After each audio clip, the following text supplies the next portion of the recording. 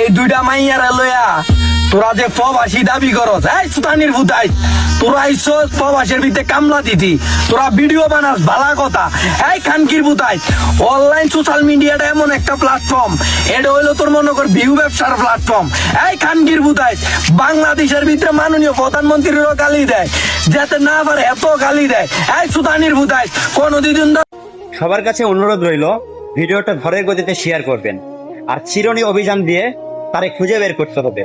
তার কত বড় সাহস যে প্রবাসীদেরকে গালি দেয়। সে হয়তো জানে না প্রবাসীরা কি করতে পারে। এবার তুই বুঝবি কত ধানে কত চাল।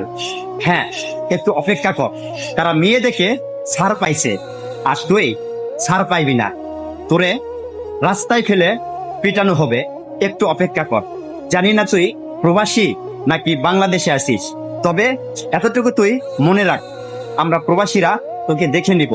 সকল প্রবাসী ভাইদেরকে অনুরোধ করি, তার ভিডিও স্ক্রিনে উঠেয়া প্রত্যেকটা প্রবাসী ভিডিও আপলোড করে, তারে খুঁজে বের করতেই হবে, তারে ধরতে হবে।